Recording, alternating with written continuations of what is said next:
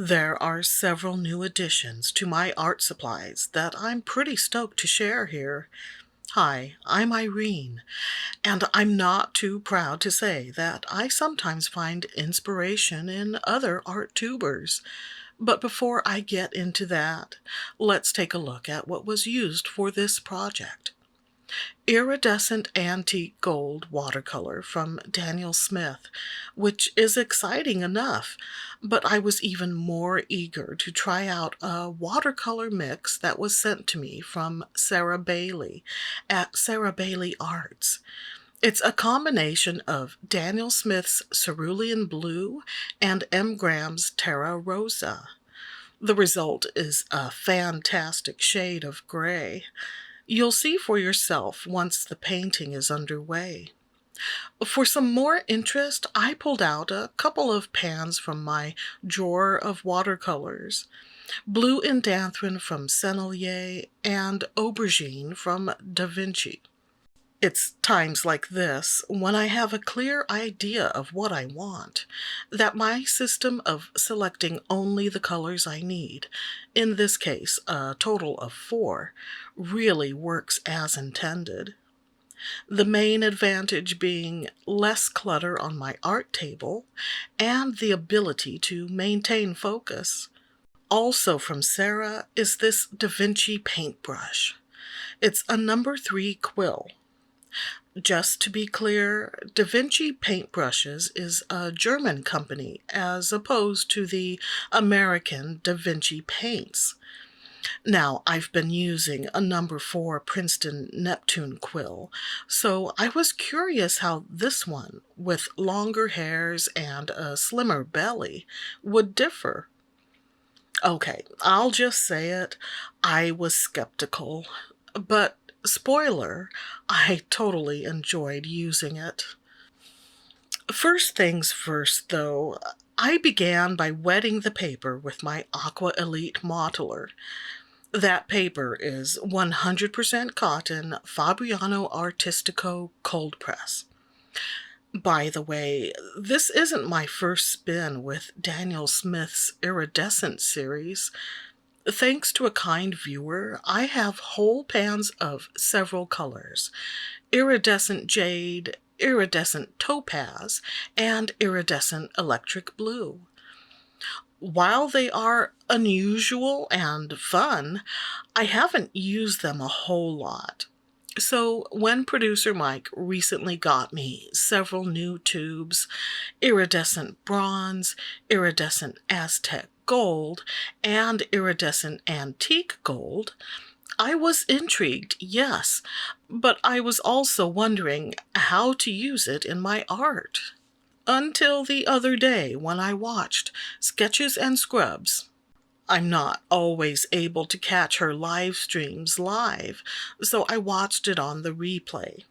I've always liked how she does florals, and this time she used some metallic paint as accents.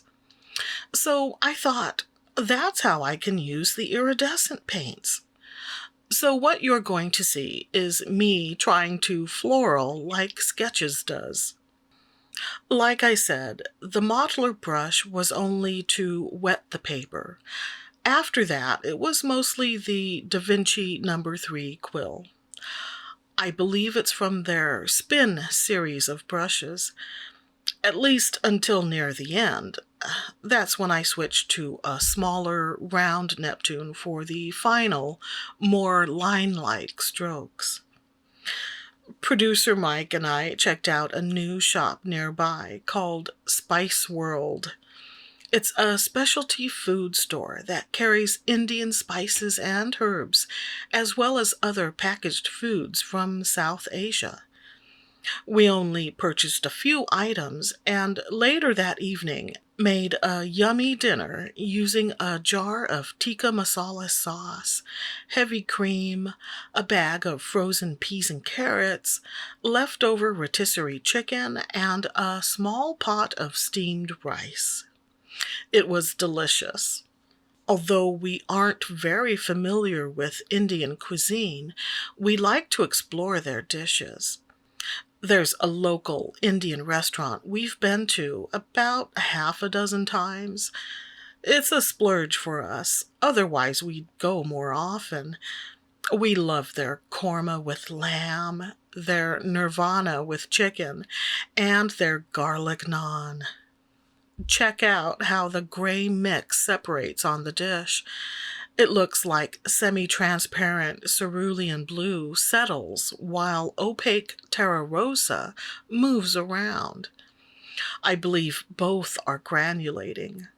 Bear with me as I indulge in some swirly paint porn here. For those who may be curious, the color on my nails is Topless from LA Colors. No, I was not topless during this session. My days of running around the house nude are long gone. Besides, there's no doubt something in the YouTube terms of service that prohibits that sort of thing. But surely there's a platform out there where you can be your free and unfettered self as the naked painter. I'm not judging. There's an 80s song by the band XTC called The Garden of Earthly Delights. In the lyrics, it goes, "This is your life and you do what you want to do. Just don't hurt nobody." And I am down with that. Even when it involves double negatives, apparently. The big hit from that album was the super catchy Mayor of Simpleton, and the name of the album is Oranges and Lemons. Man, I can't avoid the topic of food, even when it comes to music. The first couple of blossoms are in iridescent antique gold. The next couple are in, well, I'm just going to call it Sarah's gray. Subsequent layers use various combinations of all four colors at hand, including blue indanthrone and aubergine. I wish the camera picked up iridescent antique gold's shimmering quality better, because it does add a pleasant, albeit subtle, effect. I forgot to mention that while we were at Spice World, we picked up a small bag of prawn-flavored chips. They aren't the sort you snack on straight from the bag, but rather the sort that look like translucent, thin plastic discs. You drop them into hot oil, and they expand and puff up like magic. When I was a kid, my mother prepared them as a special treat. Hot from the pan and drained on paper towels, they were crisp with a subtle, savory flavor. I knew they were popular in East Asia and Southeast Asia, but I wasn't aware they were also known in South Asia. So I was surprised to see a brand at Spice World, and that it was a product of Nepal. I think the ingredients list is a little different from what I'm familiar with, but it still has a nice taste and crunch and satisfying puff action. I gotta say, I really like this Da Vinci quill. I didn't even know the company offered this sort of brush. The marks aren't as fat as the ones from my Princeton Neptune quill, but the Da Vinci holds a surprising amount of water all the same.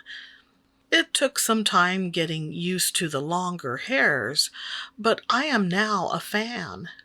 I mean, I wouldn't use it for tight work, obviously, but it was great for this loose style. Yeah, in my opinion, that's a quality artist's tool. During the video editing process, I usually adjust the brightness and contrast.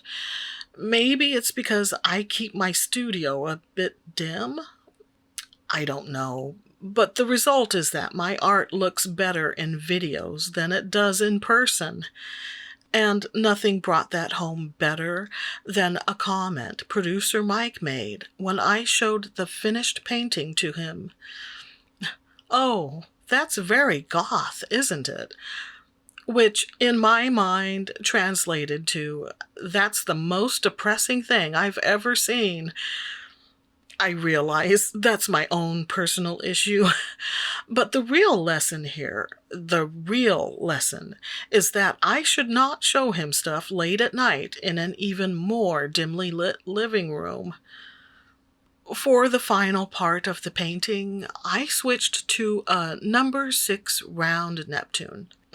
As much as I was enjoying the Da Vinci brush, and maybe I should have kept using it simply to further test its capabilities, but my moxie for new experiences was running out, so I played it safe with the much smaller and more familiar Neptune. Because basically it was line work, albeit very loose line work, but line work all the same. As I sit here with my mug of coffee while recording this voiceover, I'm thinking back to last night's dinner. It was fettuccine with Alfredo sauce, and I really wanted to add mushrooms to it, but the only mushrooms we had were like half a container from a week ago. So I totally expected them to be gross and unusable. But I was surprised to find they were perfectly fine. Maybe I was skeptical because there have been occasions when my mushrooms went bad within a few days. But lately I've been wrapping a paper towel around the shrooms, then placing them back in the container before refrigerating. By the way, why do we say refrigerate instead of just frigerate? Food for thought. Actually, the subject of refrigeration often brings to mind the novel East of Eden by John Steinbeck. Part of it takes place in the early 1900s, and one of the characters tries to make money by transporting produce on ice. Of course, there are bigger events and themes in the book, but that one element always stuck with me.